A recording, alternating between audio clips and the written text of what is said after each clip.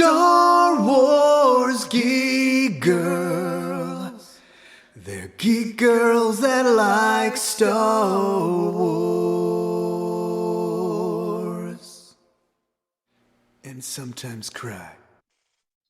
Hello and welcome to Star Wars Geek Girl. As usual, I'm Zoe. Lizzie can't make it with us today because we're recording a little bit late at night on the West Coast for her on the East Coast. But I'm really excited to announce our guest. I'm here with Brenden Wayne today. Would you like to introduce yourself? Sure. Hi, everybody. Thank you for joining, Zoe. I'm Brenden Wayne, and I could not be, more excited to sit and talk with a fan and let y'all know as much as I possibly can. Yeah, thank you so much for coming on the show. I'm super excited. I'm sure you get this all the time, but my first ever homework assignment in film school was watching Stagecoach. Yes. I love it. I love it. That is really So, cool. It's either Stagecoach or The Searchers. yeah, I watched Searchers for and I'd already seen it, but I did watch it for another homework assignment, another class too, Yeah, that later. makes So, sense. super excited.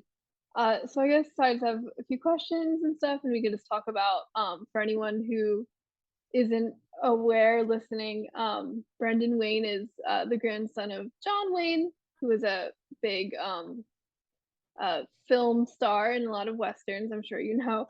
And he also in Star Wars, oh, there he is. He also in Star Wars is one of the actors in the armor for the Mandalorian in the Mandalorian and also the Book of Boba Fett, correct? Oh, yeah. Yeah. Oh, yeah. Okay. Um yeah, so I'm super excited to talk to you. My first question is just before you were able to join the Mandalorian, what were your experiences with Star Wars at that point? Uh, Obviously was not working with any Star Wars. So for me, my journey with Star Wars began, young. It was one of the first movies I remember being taken to. I'm the last of 8 kids. So I was able to go to that movie with my brothers and my mom. And my mother loved going to the pictures. And this was one of them that it's funny because she wasn't a sci-fi lover, but this was one of them that she was interested in because she had heard, hey, this is like a space western. Let's see if it, fulfills the.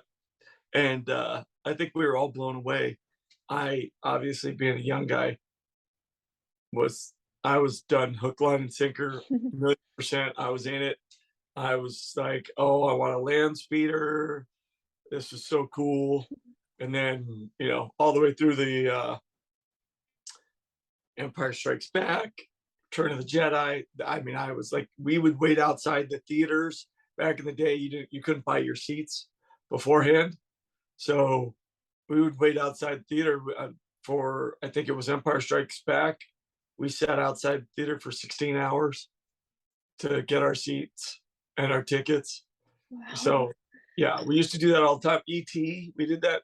We did that with Return of the Jedi, but it was a big deal because we had so much time in between movies, whereas now they move at such a faster pace. So interesting, very different, but interesting. Yeah, that's cool. Were there any particular characters that you really liked? Being the last of 8, obviously I loved Han and Luke. Like, it was very cool, but when we'd go play, I didn't have those options. The bigger kids got to take what they wanted. So it's funny because initially I disliked Boba because he froze Han and made me really mad, especially because I had to wait so long to see the outcome. Okay, does that seem to be working better? Yeah, I think so. Sorry about that. No, that's okay. It's definitely on my end. I'm pretty sure. All right, there we go. How's that? That seems better. Thank you. All right, so here I'll give you a brief recap of what came in and out, and you tell me if it works. Otherwise, I'll just move to another room. The idea was when I was a kid, we couldn't just, like, movies didn't come out like every 6 months or every year. It was years in between the Star Wars. So I started with New Hope, and I was hooked from that point on. But since I was little, I didn't get to make my choices. Like my brothers got to make their choices first. So the figure I got to play with was Boba, and that was after Empire. And it's funny because I hated him, and then I learned to love him just because of his look, the whole deal. So that was really cool. And then Empire Strikes Back, like we waited 16 hours to go see Empire Strikes Back because you couldn't buy your tickets in advance. You had to wait, and then you didn't get seats. You got whatever you got. So we waited, and then I think for Return of the Jedi, I think we waited a full day before we went on. So I love Star Wars. I loved it always. Like there was nothing that bothered me about it. I know some people kind of nitpick at it, but I love the journey that George and the crew took us on every time. So yeah, I'm a huge Star Wars fan. That's good. It's good that you like Boba, obviously. It was very interesting how it worked out. Yeah. So it leads really into my next question, which was how, what was the moment like when you kind of found out or realized you were working on a Star Wars project, and like how did you feel? I had no idea. I knew I was going in for something, and it was the only thing they could tell me was it was a galaxy far away. So I was like, okay, Star Wars. So they were like, it's really, and I didn't even know what I was like. Normally you get an audition and you get sides. I didn't get any of that. I got, hey, you're going to get paid, which you never do for auditions, to go try on a costume. And I was like, okay, that's weird. Like, yeah, you go into this legendary place, Legacy. They're unbelievable. They do every movie you've ever loved, the characters, Terminator, all these things. I was like blown away. And I go in, and first thing I see is it's Arnold. It's the Terminator, and I'm like, oh my, this is amazing. So I'm looking around, and then I see the Avatar characters, and I'm just like a kid in a candy store. I was like, oh my god. Then they bring me a costume. We need you to try on. I can see him kind of looking, going, not as tall, and I couldn't figure out why that mattered. But he made a costume. Apparently, they tried a few people out, and none of them worked out for whatever reasons. But they had made a costume for one of them. Like they were good. That was the guy they were going with. But the guy was like 6'5". So I hear about this, and then I'm like, okay, hold on. I'm never gonna fit in this. And they're like, no, this is amazing. And nope, it is literally. They keep telling me no. I'm like, no, it's okay, dude. I'm not gonna tell anybody. It's all good. They're like, nope, it's not Boba. Stop saying that. They like got mad at me. I was like, okay, whatever, guys. Don't be so sensitive. So I put on this costume, and it fits. Like, I was like, this is pretty good. I mean, it's a little long in the sleeves and legs, but everything was working. They're like, here's the key. If this helmet fits you. I was like, all right, whatever. Put it on. Mike, Trevor, like all these, and they're all looking like, oh my god, oh my god, oh my god. Marion, who made the costume, like eventually made a new costume for me. And they're like, okay, we're gonna go take pictures of you. And I was like, oh, okay. So we did some whatever, and illegally. And I was like, this is so unbelievable, really cool. And they're like, you're the guy. I was like, yeah, okay, whatever. I don't know what that means, but okay, all good. And mind you, I had a kid who was about to go away to college. So I think it was like 2 weeks from that time. I was going to go back to Boston because my kid was going to BU. And so I walk out of the room. I don't think anything of it. Go drive away or whatever. I don't hear anything. My agent's like, hey, I still haven't heard anything back. I'm like, it really is. I know it's some kind of Star Wars thing. They say it's not Boba Fett. I don't know what it is, but it's something. And he's like, yeah, it's too bad. When are you leaving? I say, I'm leaving in about 4 days. And he gets a call. He calls me, Brenden, trip. I'm like, I'm not moving my trip, bro. He's like, no, it's a screen test for this. I'm like, I'm not moving my trip, taking my kid. There's only one time I'm ever going to be able to take this kid to college. It's not going to happen. Too important. He's about to go. Like, he's like, no, you cannot turn this down. I'm like, yeah, I'm turning it down. Go tell him. He's like, you're kidding. So, needless to say, they moved it. I wasn't trying to big time them. My priorities were my family first. So I get down to Manhattan Beach. I walk in, I meet Dave Filoni, I meet the prop guy that went. Like, I was like, oh, I'm working on Star Wars. Oh my God, this is good. And I don't even know really. I know I have some sides now. I know I'm going into a bar. I'm going to talk to some guy named Grief Karga. I'm going to talk to a bartender and maybe get in a fight. So they have me walking around, and the shoes are size 12 and I'm a size 10. And John's looking at me walking, and he's like, I think you're overdoing it. And I go, you know what? Honestly, it's the shoes. They're just too big. So I feel like I'm like Mad Magazine walking, like, but Ben's a little. He's like, why you get your tennis shoes, whatever. They went and found shoes that fit me. So I walked around, and then he's like, that's it. That's the walk I'm looking for. They're like, in the helmet and everything, I want you to walk upstairs, walk up a ramp, jump, whatever. And I was like, okay. And I did it. And they're like looking at each other. And apparently it was really hard to do. I didn't have any problems with it. I'm not like bragging. I just happened to have the right visual abilities. And I'd done my work before I came in. I walked around in a Boba Fett helmet I got off Amazon. So like I did my work, but it was funny because usually on auditions, I'm just hopeful that they'll see me. I'm like, thank you for seeing me. They're like, yeah, great. We need somebody to actually book the job. But I was too busy not giving a hoot. And so like when the prop guy came over, he's like, here's this gun, this big rifle you get to carry. And I'm like, I hate it. You got to cut it down by like what? And he's like, what? I'm like, it's too big. I won't be able to walk with it. We're going to have to put a magnet here so I can flip this gun over. And these guys are looking at me like, and mind you, Jon Favreau's standing there and Dave Filoni. And I don't know what it was. I mean, John's always so comfortable to be around. He's so, I don't know, collaborative. So I just, whatever. I was like, yeah, this is what needs to happen. This, thigh pad's wrong. This has got to change. And like, I thought about it later and was like, who the hell do you think you are, sir? I get off at school. I didn't know anything that day. I had no idea what they really wanted. I only knew that, I was told, hey, this is going to be like the David Prowse and the James Earl Jones kind of thing. I was like, okay, cool.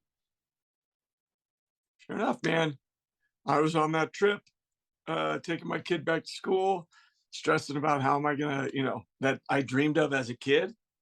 I got to play on full-size set, full land speeder. The NICDO where we beginning IG-11 and then I shoot him into that, like these full buildings, watching these guys do these high dive. I mean, it's just like Paul Darnell. He does a high dive. The one, like, it was just these incredible rehearsing with Lateef, creating what we wanted to do physically. It was so cool. So yeah, it was a dream come true. So you cut out a little bit more again there. I'm so sorry. That's okay. I'm gonna move to the next room. Let's see what happens. Sounds good.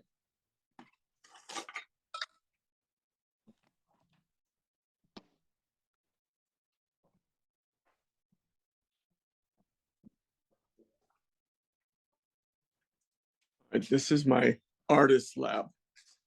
This is where we do a lot of painting and things like that. Wow. Yeah. Cool.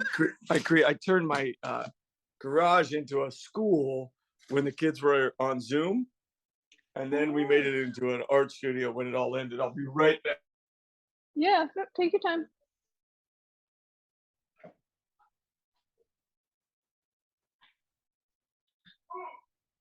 Okay, here we go.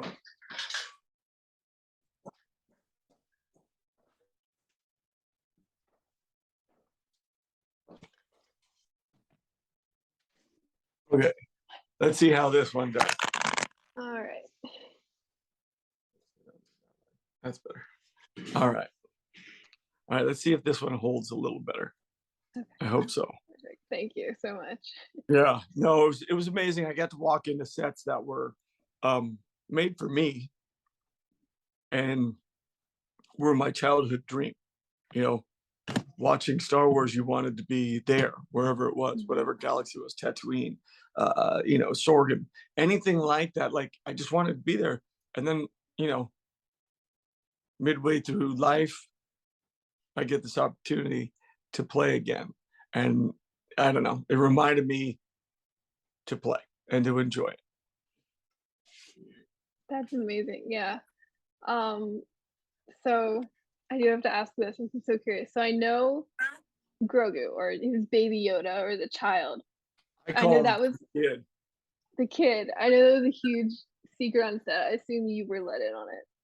Oh, I mean, when I was getting suited up for Mando, when I was getting my costume made, it was at Legacy. Legacy, those guys, I mean, they win every award that's out there. They're amazing. They were making, you know, Grogu or the, you know, the child as they called it. And I mean, I saw it before it had its skin on its head. Like I saw it in the, like I've seen it. I've seen this kid since birth. Um, I've seen it, you know, not as much as they have, but more than anyone else, really. And Yeah. it was amazing. But I didn't share everybody's opinion. Well, I don't know that everybody had the same opinion, but I didn't share everybody's opinion that this was going to be, I don't know, the be all end all. I Mhm. just, oh, it's another one of those characters like an Ewok or something, or you know, like Yoda. Yeah. And you know, they were having none of it, and they were right, and I was wrong.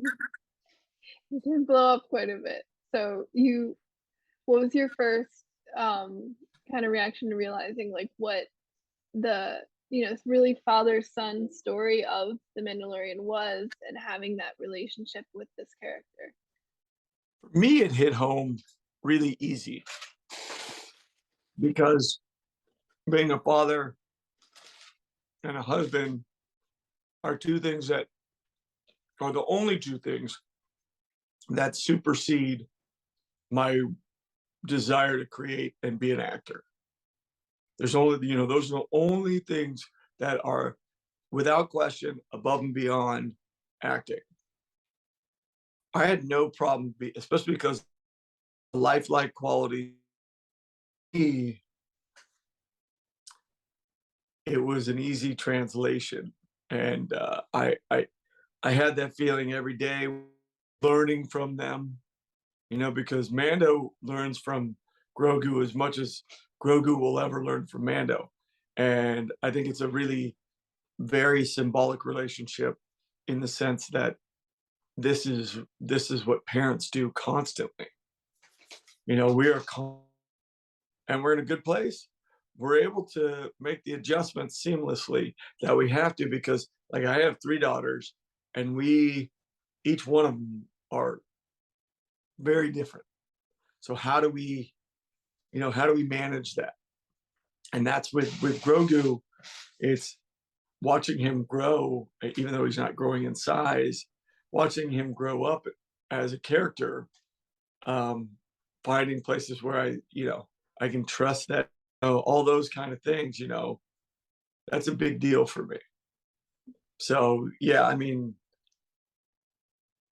I find every opportunity I can to be not the puppeteer necessarily, but to be holding him without anybody around, that nobody has to like green screen it or whatever it is.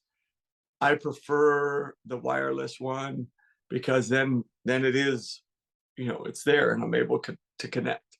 So Mhm.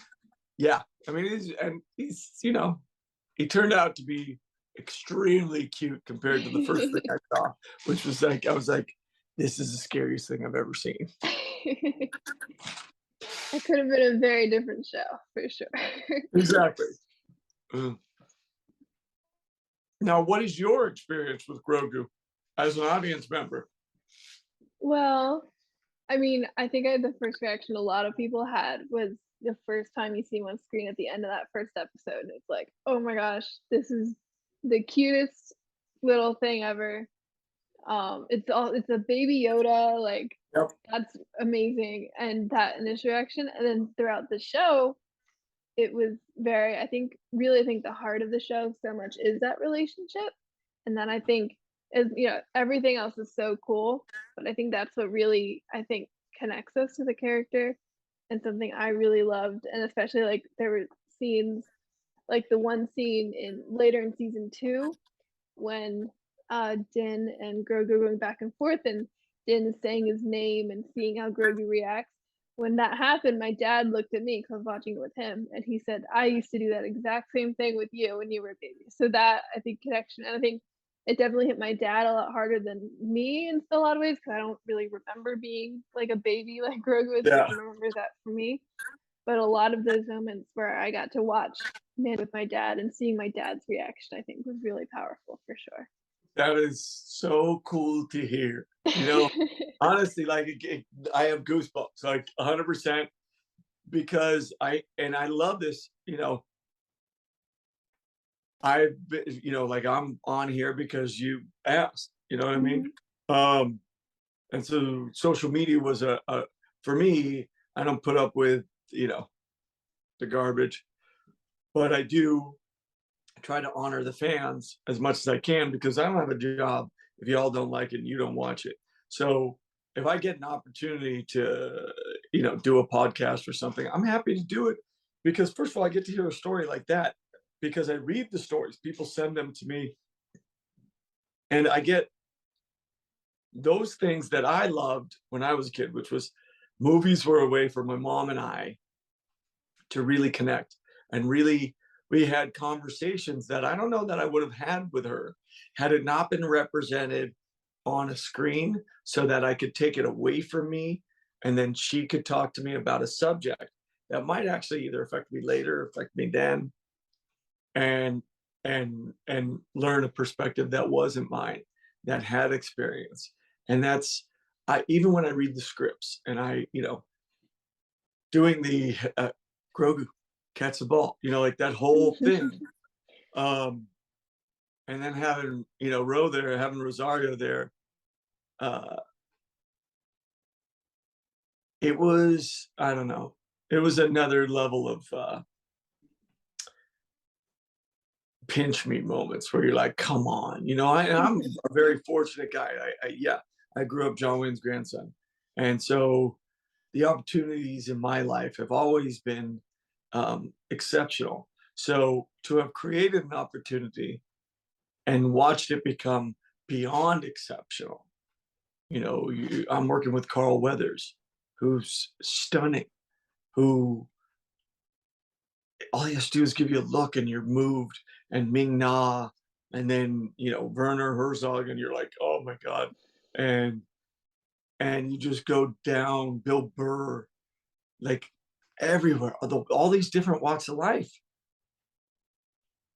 and the thing that moves you the most is the kid Mhm. and that relationship. And then you get somebody who's incredibly talented and understands how to incorporate you with John or Dave or Rick Famuyiwa or Deborah Chow, like as Simon J's, Chris guys, and they helped me in every scene, like especially camera, my best as Mando, and they understood that it was a response because I wanted you to enjoy it and have these moments that I could hear about Mhm. on the internet. My grandmother, who loves John Wayne, and me came together, and we're watching these. She sees it as an old western. I see it as Star Wars, and the crossover is unbelievable. Mhm. Absolutely.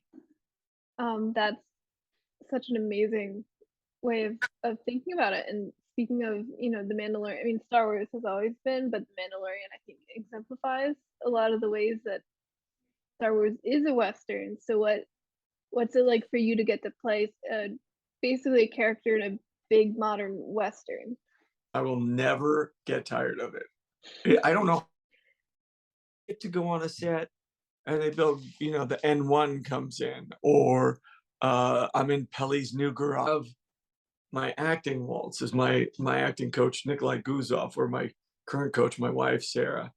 Um, there's an acting waltz. I see, I hear, I process, I react, and it's still that. And meanwhile, I'm doing it within the genre. I get to be Western. Everybody else gets to be whatever they are, and it is honestly a mashup in character choices, because we don't do just Western trope characters. I'm a Western style character, but not everybody else is. I mean, we haven't seen one really. I guess Michael Biehn's character, which was amazing, drawing down with Johnny Ringo, and Cad Bane and Timothy Oliphant. But really, everybody else could be in any other kind of, like, you could be in a romance, could be, like Omera and I and our relationship. That was like a I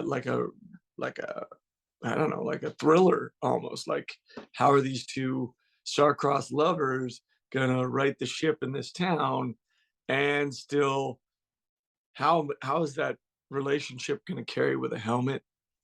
How is that love or temptation to take the helmet off and not be a Mandalorian anymore? How is that gonna? Can we convey it? Does Bryce pull it off?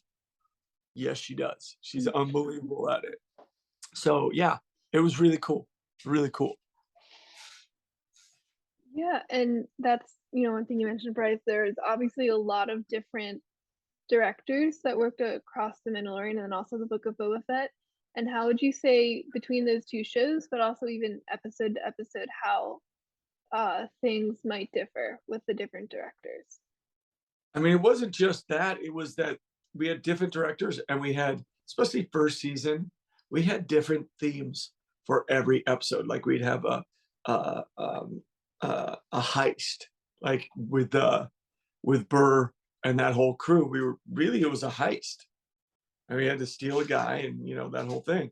And then, on Sorgan with Omera and Bryce, um, it was and each of them like open up a different side of Din or Mando, um, and that's what I loved about it. But to watch like Rick do his episode, and it had such a mood to it with the red light and the fighting, but there was, I don't know, that it had to have a certain pace to it. And then you had, like Deb, and she had to create these human moments between Quill and Mando, and the kid and the relationship, and this kind of like, how do you do that within science fiction, and how do you not let it just be science fiction and it's out there? You have to bring that. That's what I think Mr. Lucas George did with Star Wars. He was able to create human relationships in a not necessarily human environment, as we see it. So going through the directors, I mean, it's just what was the style of each episode that they were doing that episode. You go to Dave's and you go to the Jedi in the second season, and this was a samurai, uh, with a Western underneath. So it was a very Sergio Leone. And so you had these, Dave, that, I mean, one of my top episodes to work on for so many reasons. But the biggest of which was, it was something that Dave loved. He had his heart, and it fed me at a time when I needed something, because physically I was just coming out of the hospital. So it was incredible. And then, you know, second season, I get to work with Robert, who's one of my idols. I'd never met him. You'd never want to meet your heroes because you'd never want them to. I was talking to Ice-T in New York last weekend, and he turned out to be a really good guy. And he said, you know, I know you never want to meet your heroes. I'm glad that I, you know, am true to who I am. And so I meet Robert, and I'm like, you know, I've met presidents. I don't mean that as like a name drop. I mean, like, I met popes, I've met presidents. But meeting Robert was like, it was like meeting John on Cowboys and Aliens. Like, I admire your work. I admire what you've done. And for me and meeting Robert, I was so curious to see if he really was that creative. He was so beyond my expectation. I have no idea like how to explain it. And so, other than to say, you know, he got to be dedicated as a character and help me as an actor, and it still has, because I didn't want to do it because I wasted my time when I was younger not doing it when I was given the opportunity. And so I had been holding things. And so Robert had pulled me out of this non-creative spot and opened up another door for me. And then you get like Rick Famuyiwa, and I'm in the Mudhorn fight, and I pull the vibro blade up and I have my head down. And it's a moment, first of all, I'm miserable in the water, in the mud, in the suit. And I'm, you know, I'm the toughest guy, you know, and so I'm never going to tell them something's hard. And so I'm just going to get through this. I'm going to figure out a way to get through this. And I want to test myself, and I want to push myself. And so I told him, I was like, I think this is dumb. I'm going to look so stupid doing this. And he's super mellow, and he doesn't take any offense to it, which somebody could easily. He didn't get defensive. He said, let's just see it. Because I think this is going to be one of those night moments where you're like, this is the night of, you know, the round table, like this kind of moment. And I was like, I'm hit to it. I trust him. But I don't know that I trusted him completely until I went and saw the playback. And I went, oh my God, you're so right, Rick. And he was very genuinely happy. And from that point on, it taught me to, if I had a question, to ask it, but to trust in the vision, because I have to tell Mando's story. That's my job. They have to tell this huge story. And I'm not doing that. I'm doing this. And that's your job as a director, is not to tell my story, but to tell the story. And that makes it very different, because you go from a one person or me and the kid story to how do we incorporate the world around us, the environment around us? How does the environment affect what I'm shooting? And I learn all these things. And the whole time I'm like a deer in headlights, because I'm on a show that I know is big time. And I'm like, I want to do it justice. And so I'm sticking to my guns as much as I can. But I know that I got to find places to go and be free. And so I just sit there and talk to Carl Weathers the whole time. And this man, you know, he was my idol when I was growing up. He took me under his wing, and he really worked with me. Like, what's your relationship? What's this moment about? Stay here with me. Oh, you're having a hard time physically doing something? Because I find my characters physically almost always. And so he looked at me and said, then just do it. Stop thinking about it. How would your grandfather do it? And I remember having a problem going up a ramp. I was leaning too far, and they hated the way it looked. And I was like, I don't know what to do. And he goes, then just walk up. How would your grandfather do it? I go, like this. And he goes, do it again. And it was great. Like, I mean, he broke through so many walls for me, and it was effortless, seemingly. I assume he didn't even notice. He was just talking to somebody, and he was talking to a fellow actor. and he was giving his views on it, and I was asking his views. Anything from how hard was it for you to get leading man roles to what was something you really wanted to do, and then how do we work, and what's our relationship, and how does the status of that affect what we're doing. And he has worked so long and so hard that I was literally like, I would go sit with him, we'd talk, and I'd run back to my room and I'd write down in my journal, I'd be like, yeah, oh, okay, yeah, don't forget. So yeah, all the directors, sorry, I went off on a tangent. That's all um right. you work with all the directors, and then you get, like a Taika Waititi, who's, white hot fire right now, right? But at the time, he was coming up still. And it was very interesting because his take was completely different than everyone else's. Whereas like Bryce really values the actor and really values the moments and really drives and really pushes because she understands that you have more to give. You get someone like, like Taika, who, is setting up things constantly. And his view towards, Din, when I was working with him, was very much like, yeah, okay, just kind of, do these things and let's move on. And it was fine. Like it was his style. It's fine by me. But it was very different. And then you get to like, like Peyton Reed, and he's hilarious and really kind. And,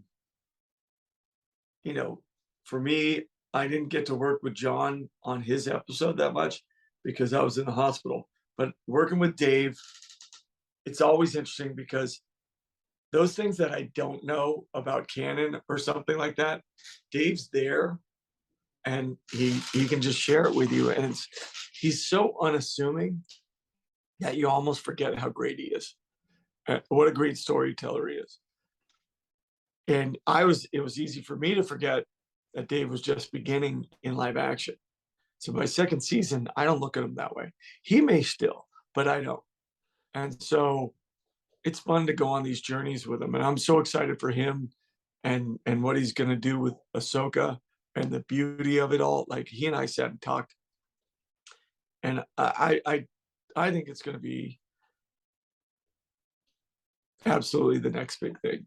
And Rosario is, I'd follow her anywhere.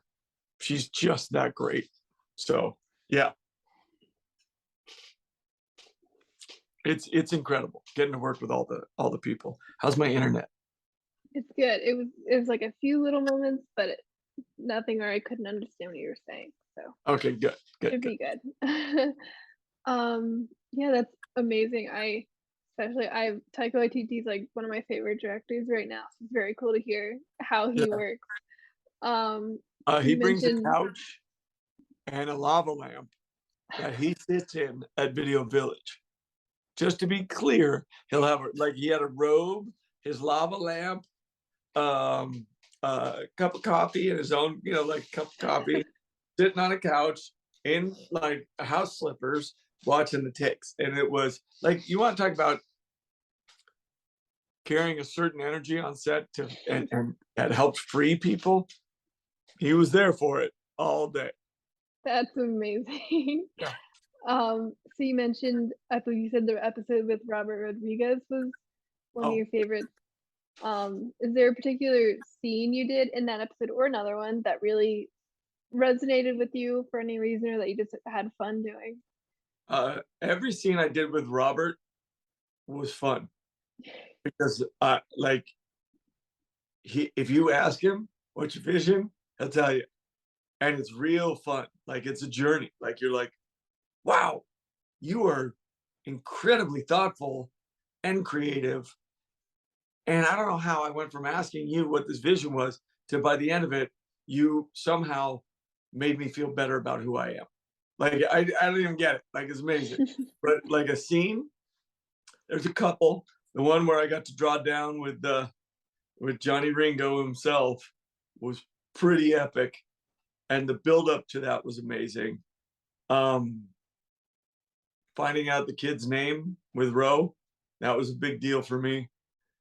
And then Robert's episode and working with Tem and Ming together, because Ming's my queen. Like, I bow to her. She's my queen. And having Boba drop in the way he did, and he came in with guns blazing, just shredding things. That was it for me. Like, that scene right there, where we were when we did it. It was our first location shoot ever. And who I was with, like Tam Morrison. Like, you talk about people, you want to work with people who are willing and capable. I mean, he is willing and capable all day, acting, physicality. Ming's the same way. So it was tremendous. And then, you know, yeah, I mean, it's incredible. Incredible. So no, you grew up with the Boba Fett toy, and then you said that you thought when you first saw the armor, you thought it was a Boba Fett. When yeah. they did bring actual Boba Fett into the show, what was that whole process like? Well, I mean, I knew before it started, obviously, because I get the scripts before. So unlike a lot of people, like in the episode, even they didn't know he was in it. So to see him walk on, for me, seeing Boba come out of a trailer, I was like, and then to talk to Robert about his Star Wars, like, hey, what's your relationship to Star Wars? And he showed me that video that you see of what he and his kids did to create a Star Wars, like, this is what we see moment, like a previs, so to speak. Like, I don't know. Like, I don't think words can do it justice, but it was like,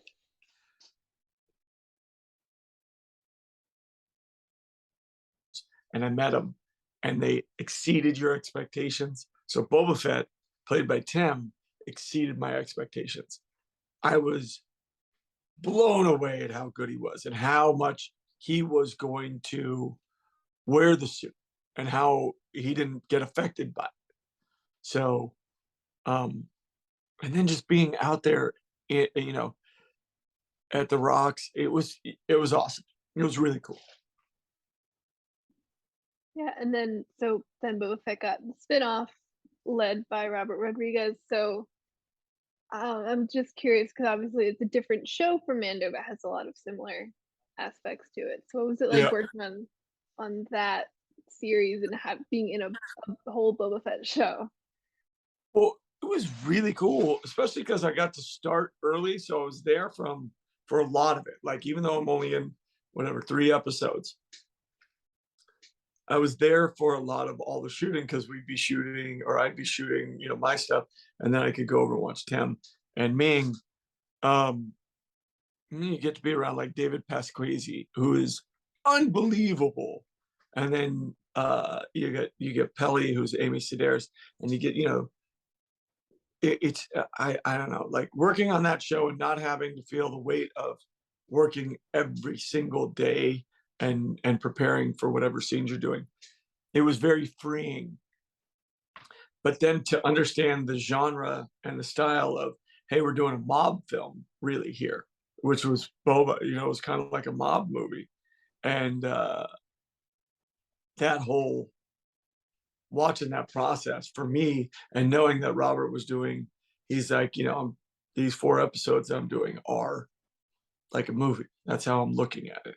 And then everybody else who did episodes, filled in and everything. So to see that and to be a part of that, and then to have an epic moment as the character in that, to step into what we call the meat locker in that episode and come, say, I know it's you, and then getting that big fight, that was Lateef, but stepping in, that was a great moment. And it was a great moment that I understood was going to have some power. I had no idea that it was going to have the power it did, but it was amazing. And you can't get it done without the grace of Robert Rodriguez, and that's really cool because somebody who had less confidence wouldn't allowed my character to come in the way they did because they might have thought, uh-oh, that's going to usurp Boba. But he understood its importance in the grand scheme. And so it was amazing. And it teaches you, creatively that you have to be beyond my one character moment. We've got to figure out where's the story going and how do I facilitate that? My character story and the bigger story. Yeah. And I think both, like you said, Bo was more of like a mob film in the form of a Yeah. Star Wars series, which is cool. And one thing, this is me being a little bit of a production nerd that I'm curious about. So the Mandalorian really was the first kind of big project that used the volume, the set soundstage there. So I'm really curious because obviously you've worked on other projects before, and obviously they did use some like on location sets and things for the series. So I'm curious on like what working in the volume was like as an actor compared to other kind of sets you've been on. Well, I mean, I remember doing a screen test and we were in stage 20 and that's where the volume ended up being built. I remember John saying, we're going to have 20-foot high LED screens surrounding you. And it's going to give you your eye lines and it's going to give you what's actually going to be populating the screen. And I'm just too much of a dullard to quite understand what that meant. I just know that John was really excited. So when I finally got to go in and I walk into this room and there's the Razor Crest and around me is space, literally like stars coming by me like this. I'm like, oh my God, now I see. Now I'm not even acting in this yet. They were just showing me. The first thing I'm acting is the ice planet scene.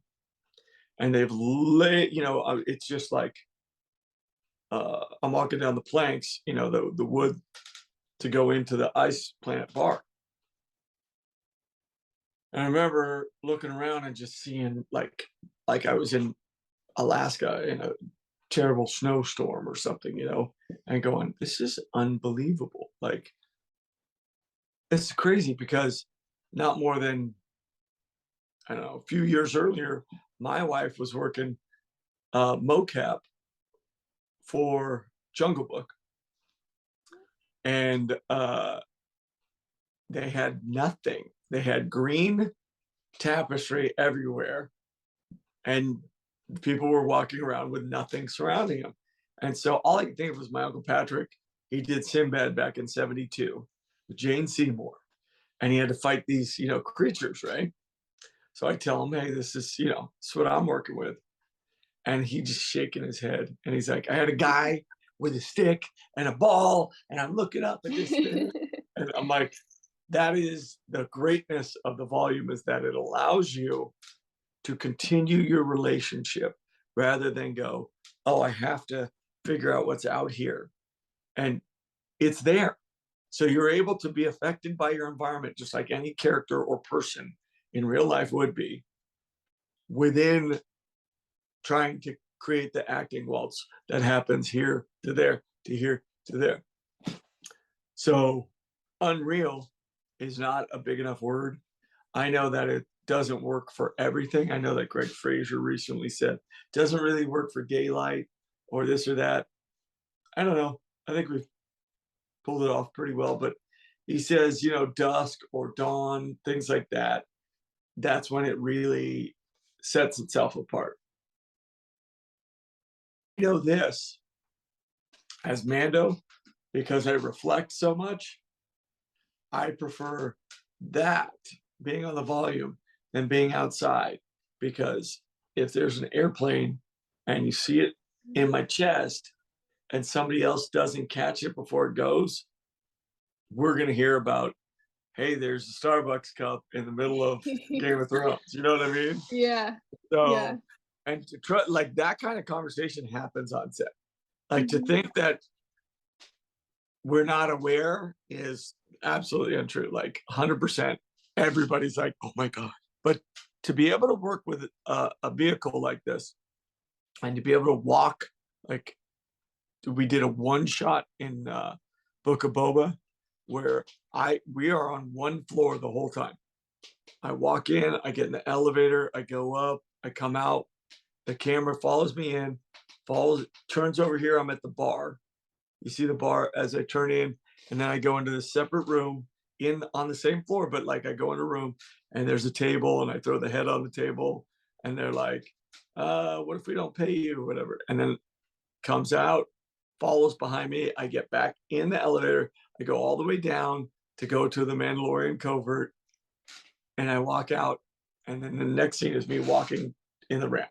So that whole thing I just described up until I'm walking down the ramp and I take a fall is a one shot by Simon Jays, who is, I don't know, he's one of the greatest steady cam operators I've ever seen. And the whole time he's telling me, stay here, go this, like it's just unbelievable the way he's able to see, keep me in the frame, do his job, and carry the camera the way he did. That was award winning for me. Like a one shot in the volume. And we keep, I'm gonna tell you right now, no spoiler, season 3, we're pushing the envelope in the volume again. It's gonna be amazing. It really is gonna be amazing. I'm very excited.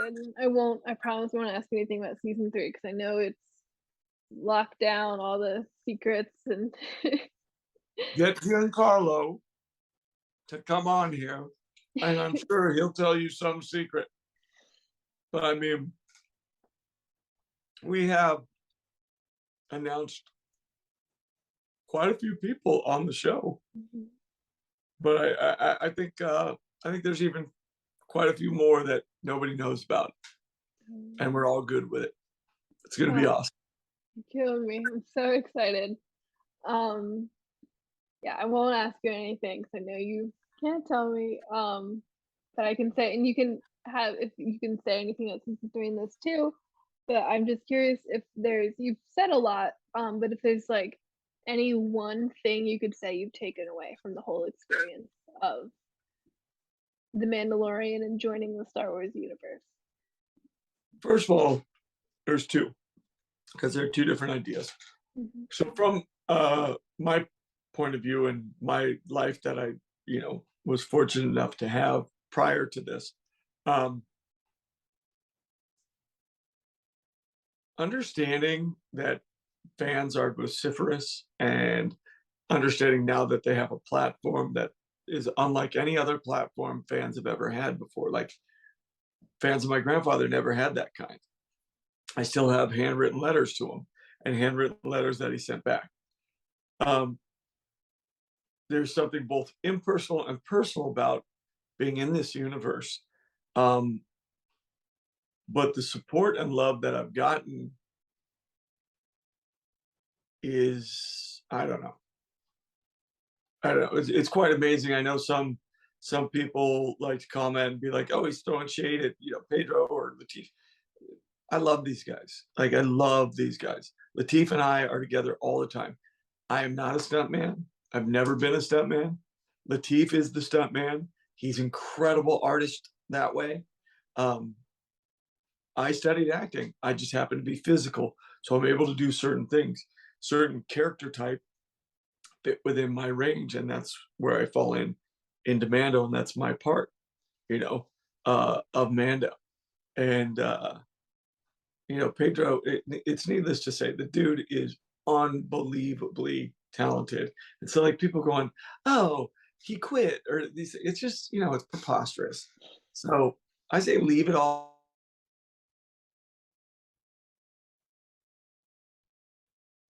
because there's a journey to be had by everybody. The inclusivity of it all is unbelievable.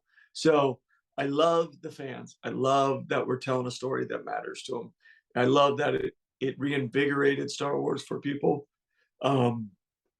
On the flip side, as an artist like you, as somebody who's a creative,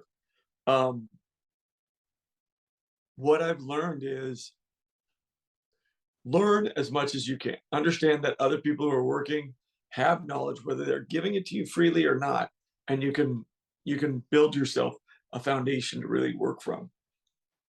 But don't forget who you are, and don't forget that your artistry, your mind, are what we need. We don't need somebody else's. It's you. You know, people saying, "Oh, you got to be like Pedro, or you got to be like the Thief, or he's got to be like you." That doesn't that I'm not being like anybody. I'm gonna be me. I'm gonna be Brenden, and I'm gonna do everything I can to make it great. If it's not, they fire me. Great. Okay, I'll get up and do it again. I'll learn from my mistakes. I won't do it with blinders. I'm not gonna be like, I'm just gonna go ahead. I'm gonna learn, and I'm gonna take in everything I can. And I don't care what you're doing. You should do that, because if you don't, you will lose what matters the most, which is the story you're going to tell, because we can both be given the same story. We're going to tell it different because our experience dictates that. You know, this has inspired me also to be a part of the change I want to see in the universe I actually live in daily. I don't mean Star Wars, I mean around me. So my oldest daughter and I, we've been coaching her little sisters who are 13 and 14. And now I've taken over the local high school, Grant High School. I'm now the varsity coach for girls soccer at Grant. And I want to build a program that supports the growth of young women through strength, through them understanding, not being told what to do, but them understanding what needs to happen and them creating on the pitch their outcome. And all I'm there to do is support that. And my daughter's super stoked because we're starting a foundation so that John Bernthal has a podcast called The Real Ones, and he had somebody from his hometown on. Her name was Natalie. I can't remember her last name, but she's the head football coach, and now I think athletic director. She's head football coach in Pennsylvania, where football is like breathing. Like everybody needs to be a part I'm of from Pennsylvania. Yep. it. Okay, so this is a big deal, and so I was listening to her talk. She said 95% of women who are in the C-suites, like CFO, CEO, play team sports. And then she talked about how I think it's like a 75% drop off of girls continuing to play sports after 13. Part of it's income disparity, the inability for them, you know, like families choose, well, the boy's going to play sports, so I'm going to pay for the next level that they can go to. So we're creating a foundation that will support women, young women, and their ability to continue on so that finances don't stop them.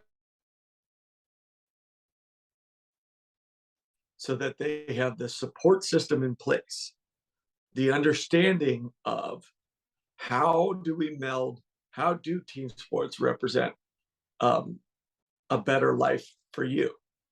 Like for you as a director or whatever it is, you have to work with 300 people on my set. How do you assert what you need without being an abusive person? How do you get what you need without, you know, letting you get rolled over?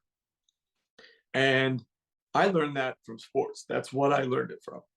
I'm part of something. So if I become part of something, I expect everyone to be part of a team. So that means I have to do my part and include everybody. So every day I'm on set, I make sure the grips don't feel like they're any different than the number one guy on the call sheet. It doesn't matter.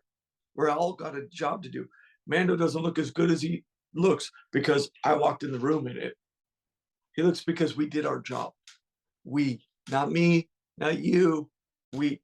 And that's the greatest gift this show has given me. It's a reminder that we get things done. You don't. That's that's really incredible and really inspiring, um, to hear how this has all inspired you and impacted you. And, you mentioned the fans and everything, and how you had a lot of positive experiences with them. Is there any notable fan experiences or stories of how Mandalorian has also inspired them that stick out to you? I mean, I honestly I have a few that I've written, and I've thought, man, uh, a gentleman came over from the Netherlands, and he was a police officer over there, and he was involved in an incident where he was attacked, and he had PTSD, and he was having a very hard time getting motivated to go back to be a policeman. And he said he had gained weight. He was very depressed. He just felt terrible about himself. And he turned on the Mandalorian and he got back in shape, and he got back in the force, and he got back to protecting and serving the people around him, and it made him whole again, he said. And I was like, you are blowing my mind. All the way to, there's a incredible family that I met through the daughter, Bryna Jones, and turns out her father is an incredible basketball player, which I played. She played. My father and her father played football at USF at the same time. We had no clue, but she was a fan of the show, and she was so kind. And I've lost my mother, and my father, and then my wife has also lost her mother. So my children don't have a grandmother. Um, and then Brian and I connected on Instagram of all places, and she seemed genuinely like a good person. Not only has she exceeded being that image, but we've become family. Like, I call her mom Grandmama Jones for my kids, and like her sisters, my now sisters, have came out and saw me at New York Comic Con.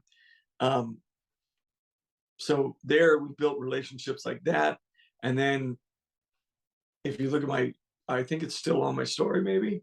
There's a young man, King, who was fighting cancer, and he and his family got to watch The Mandalorian together, and it was something that made him happy and helped him fight his cancer, which is in remission. And to understand that, just my little part in this bigger story of The Mandalorian uh, has helped people heal. You and your dad having a moment like that, like those those stories mean everything to me. uh I have people who are like, yeah, I've never watched a show of my grandfather before. He hates what I watch, I hate what he watches. And then we watch The Mandalorian, and it married two genres in such a way that he's going, that's the Duke's grandson, you can tell by the way he's walking. And he's going, that guy's Boba Fett. Like, he literally spun off Boba Fett. They're having a conversation they otherwise never would have gotten to have. As an artist, you hope you can be part of something like that. You never know if it's ever going to reach. If it reaches one person like that, oh, amazing. But the fact that it's affecting people so greatly, the writers, the lighting, the sound, all these guys, I tell them all these stories, and it means the world to them. I love children, so when we have kids on set, that might be my favorite thing in the world, because they have that thing that drew us to storytelling, which is imagination and freedom. They don't have those barriers of life, of obstacles that we put in our way or somebody else does. Um, they don't see anything as an obstacle. They might see it as a challenge. And so I love to just go be around it. I become pen pals with one of the young characters who was in the background and stuff. And she's amazing. Lillian's one of my favorite human beings on earth. She invited me to her Halloween party. Uh, and I mean, I work with fans. Ego, the grip, like if Dave's not standing next to me and I need something answered for a Star Wars canon question, I can literally turn to Diego and be like, "Hey, what's the story?" And like, I don't know, 9 out of 10 times the guy's dead on. So I don't know. I love it. I don't really spend much time with any negativity that's out there. I love the people I work with. I'm honored to be a part of their world. They're they bring me up and make me a better person. And I love that they're kind to my family too. Um, it means the world to me. So the fans mean everything.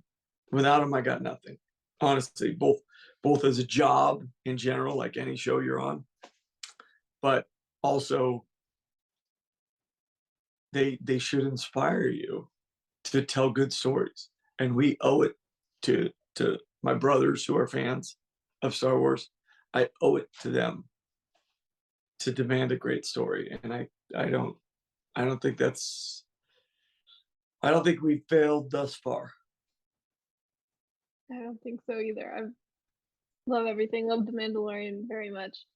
I'm so glad to hear that perspective. And I just have to say, I really love how you really name people throughout everything you say and like give them that specific recognition. I think that's just a really awesome approach to telling these stories.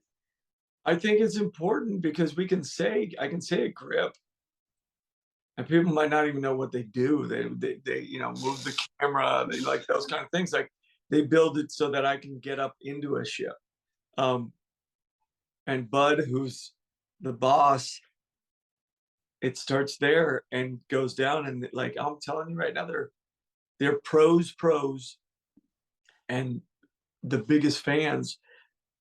And it's amazing to be a part of something where my Andrew Clatters, guys who are PAs who are working their way through, Jeff Weiner, uh, who are incredible actors,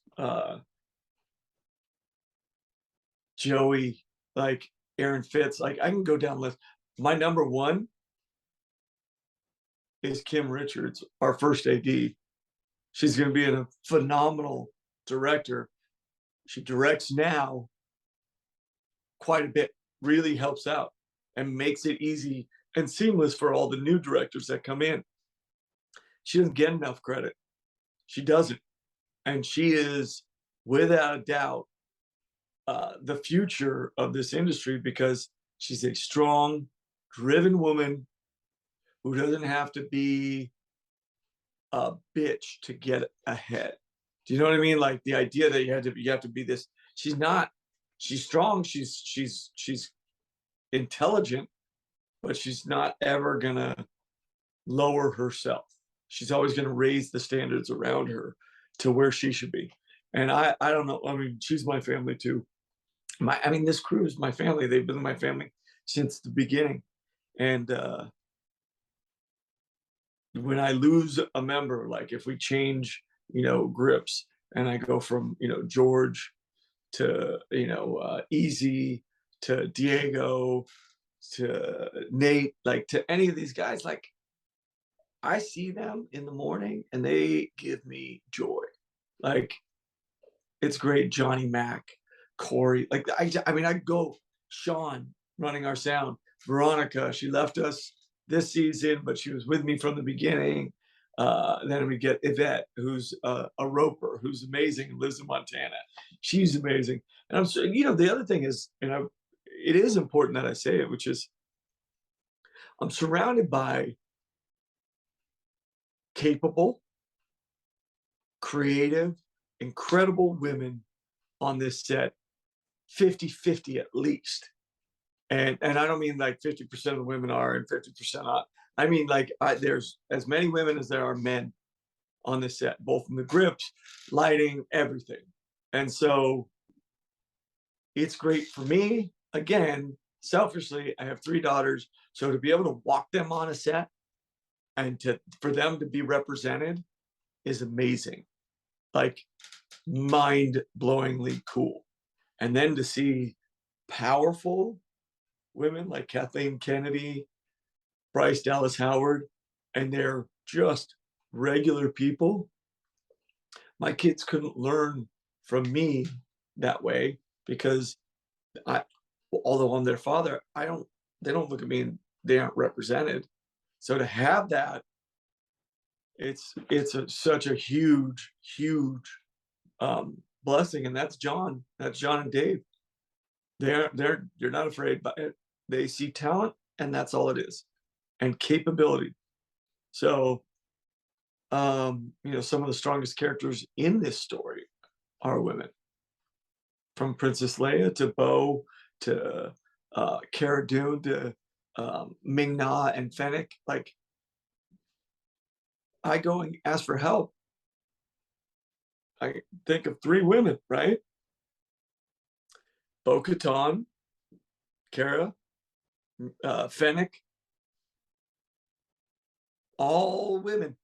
I don't know how many other stories you've watched lately where that big, strong male character. Pelly, sorry, Amy Sedaris is Pelly. Like, they're the ones who carry me in a lot of ways, and quite often, if you look at the male characters, we do have moral issues that we overcome to be better. You know what I mean? Which is the anti-hero, but like Grief, his story, he goes from, this to that. And then Din, he's a merciless bounty hunter too. There's something he found in his moral code that letting this.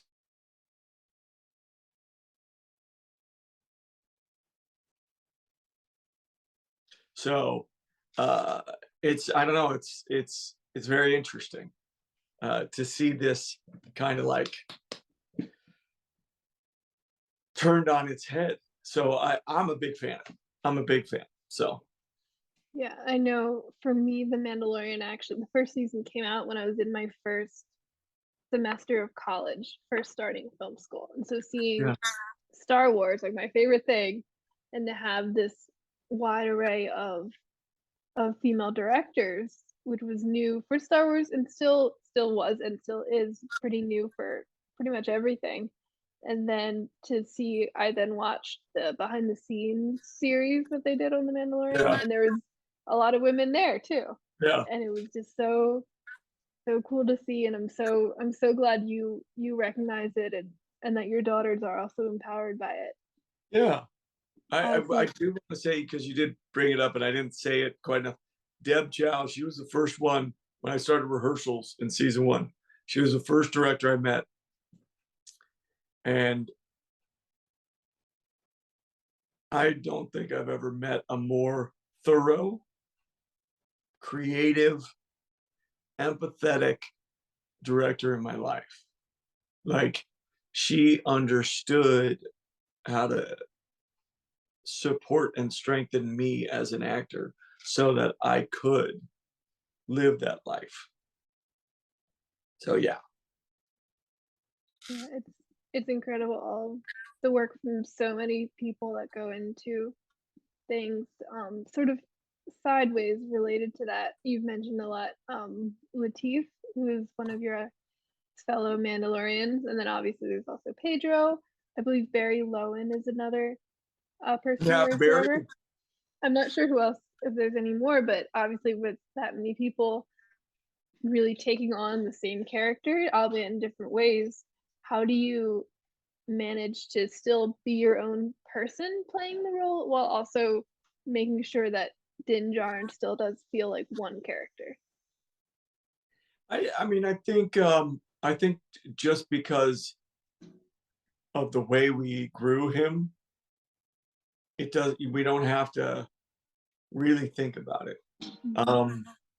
Because when Lateef's fighting, none of us can do what he does. Not his fluidity is and balance are amazing. So he can't really think too hard about anything else in that regard. So it has to kind of we have to do our best to be there for moments where Mando has to come out. And so like if it's drawing a gun, he and I will talk about it and we'll work it and we'll work it. And if you look at the behind the scenes, at one point I'm there and I'm kind of showing them. And so we constantly talk about that. Like, how would you do this? Oh, okay. So I got to step here and then come around and do that. And for the camera, it looks better than if I go like this. So if I go like this, it's this big round thing. So it's this constant kind of like conversation we have, because without it, we lose those things. And then it's up to directors. So if like I'm not there for them, usually they'll call me and ask me, or they'll say, if you're doing this, what's going on? And I'm able to kind of convey it, and they're able to then press it in through the character. And if they have to move the camera in a certain way so that it doesn't lose the value, then that's what they have to do, but you can't think about it during the process, because if you do, then it'll become too mechanical. So there does have to be a certain freedom, and either you can do it or you can't do it. Really interesting. And especially because you have these different people embodying one character, yet at least to me, it's very seamless. He always still, Yeah, that's I the think it Mandalorian. looks beautiful. It comes off absolutely gorgeous. Yeah, and I know, so obviously you're probably done work on season 3 by now. Yeah. So what just I said I wouldn't ask anything. I guess I lied. But what if you could just, only say what you can say, but like what's something fans just very generally might want to look forward to, or what's something you really enjoyed about this most recent season? This, I mean, I can just, because we have the trailer out, Yes. somewhat, right? So thinking about what you see there, and being around Katie Sackhoff for the amount of time I was able to be around her, talk about becoming a better actor, person. Like she's like they talk about it, so good with that part of the story we do.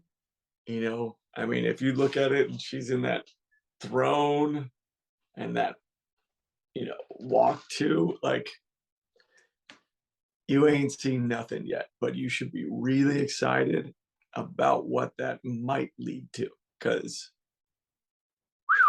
it's a journey and it's so fun. I'm very ever since I got to see the trailer at Celebration Yes. way back. So ever since then, I've been very, very excited. I can't wait for 2023. So you went to Celebration. How was it? I did. It was really fun. It was in Anaheim this past year. I'm from Pennsylvania. It was a few months before I was flying out to start to live in LA for school. So it was interesting to kind of get a look around and be like, I'm gonna be here soon. Yeah. It was amazing. It was great because I'd been to Celebration before, but obviously not since COVID. So it's been a while. And so getting to see so many people in person for the first time in like 3 years. Yeah. Amazing. Have you been to a Celebration yet? That was my first That celebration. one. Okay. That was the one, where Pedro introduced the two of us. Right. I didn't get into the Mando panel. I got into like the other one where I saw the trailer, unfortunately. Yes. But yeah, okay. I think Celebration compared to any other convention has such a buzz and such a positive energy to it. I More agree. than like anywhere. And because you're there for one universe, because I went to New York Comic Con a couple weeks ago, and that was, I mean, I mean, it was a hard time for me because there was so much to process. Like I was like, oh my God, oh my God. Um, but you're right. I mean, for me, obviously, Celebration was special because it was, a lot of things were finally made clear. So to have that was really cool. To share it with my, fellow Mandos, Latif and Pedro was another level of coolness because, we wanted the character to be great, but a lot of people want things and don't get them. But because of the fans, we get to keep doing them and we get to keep telling the story. So that for me, the celebration is I'm celebrating you and you being there and these moments. And so like I would, nobody really knew who I was. So Mhm.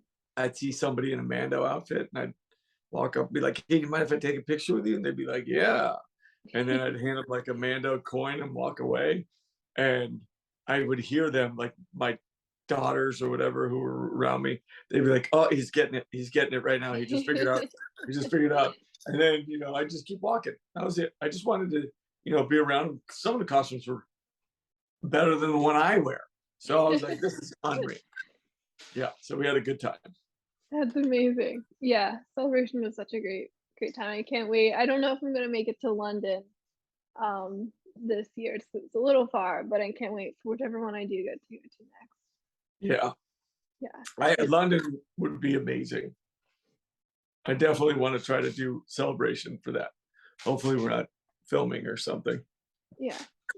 All depends. Well, yeah, so I don't have any questions or anything for you, but thank you so much. It was so incredible to talk to you.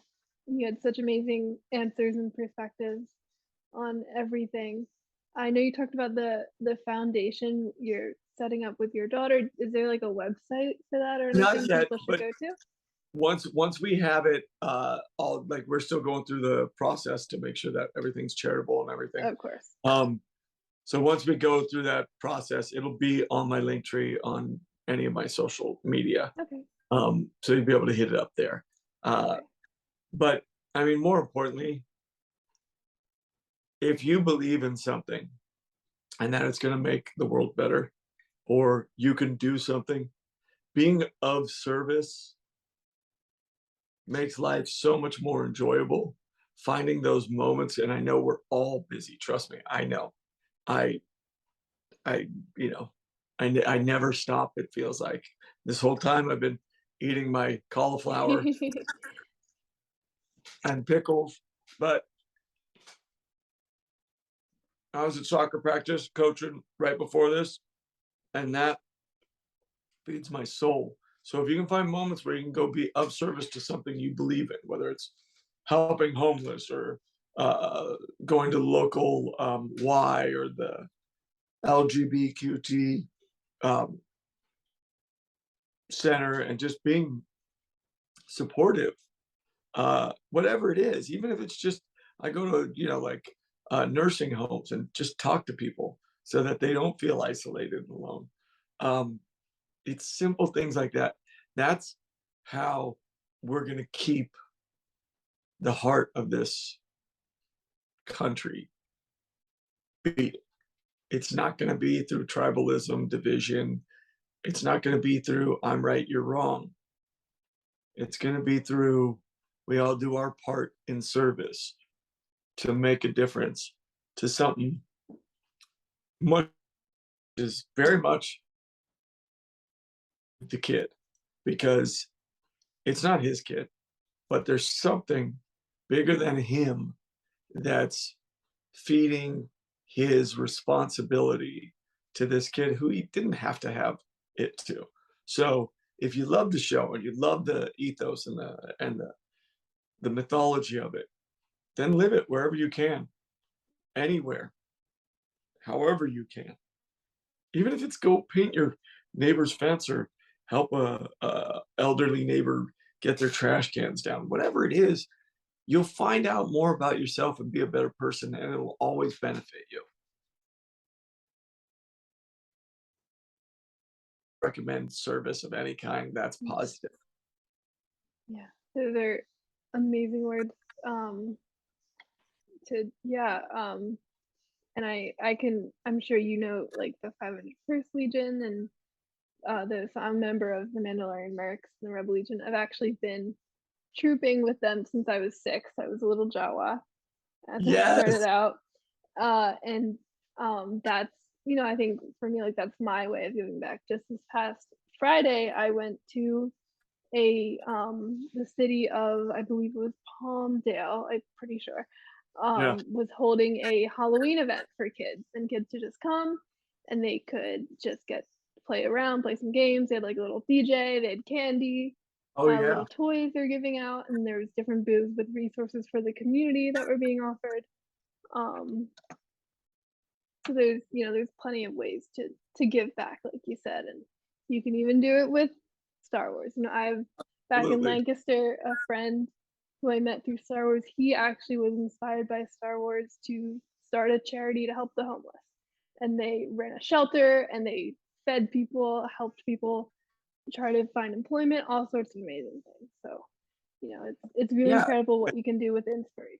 There's the Fight for the Cure, and that's this one right here. That's Oh, nice. I can't remember, but Force for the Cure. That's what it is. Not Fight for the Cure. I'm an imbecile, but I don't know if that helps see it better. Yeah, I can see it. It's very shiny. It's a little hard to read in places, Yeah. but Force for the Cure. That's the Force for the Cure, and those guys are unbelievable. I talk to them all the time online. Some of them were stormtroopers on set at the last episode. So yeah, I love it. I love it. I love it. Be of service, and that's amazing that you were. Yeah. So yeah, I think those are some really great words to leave off on. So you said the website and things for your foundation aren't up, but where can people find you online and follow you and then get updates about that later? You can always find me at the real Brenden Wayne on Instagram. I think it's the same thing on TikTok and what's the other one? Facebook. Brenden Wayne, real Brenden Wayne, or the real Brenden Wayne, which is Instagram. And I tend to try to put out as like a couple times a day something, either some form of stoicism or something behind the scenes, or whatever it is. So, and always something for Mando Monday. So yeah. All right. So to the listeners and viewers, you can find Star Wars Geek Girl. It's at SW Girl on Twitter and Instagram, just Star Wars Geek Girl on Facebook. And then I have the website starwarsgeekgirl.com, where I write and make quizzes and all those things. Yeah, so thank you again so much. This was such a joy. Great night for me. Hey, So honored I got to talk to you and hear all the amazing things you had to say. I'm honestly, I'm unbelievably excited, and that I got to do this. And you have my email, so don't hesitate. You want to, hey, do you have time? You want to have lunch or something? Because we are very close to each other. I'm over in Sherman Oaks, Oh, so okay, yeah, very close. just shout at me, especially during the day when the girls are at school, 9 to 3. You have questions, like, just I mean, I know you're going to film, through film school. There's some stuff. I went to film school at SC. There's some stuff that maybe doesn't translate well over the internet or just in general, and I can give you whatever my perspective is. Thank you. That's amazing. I likely will Yeah, follow don't up have. with you at some point for sure. Okay. Thank you so much. And thank you to everybody for watching and listening. May the force be with you, and go Way. bring some joy to the world. Absolutely. Star Wars Geek Girls. They're geek girls that like Star Wars. And sometimes cry.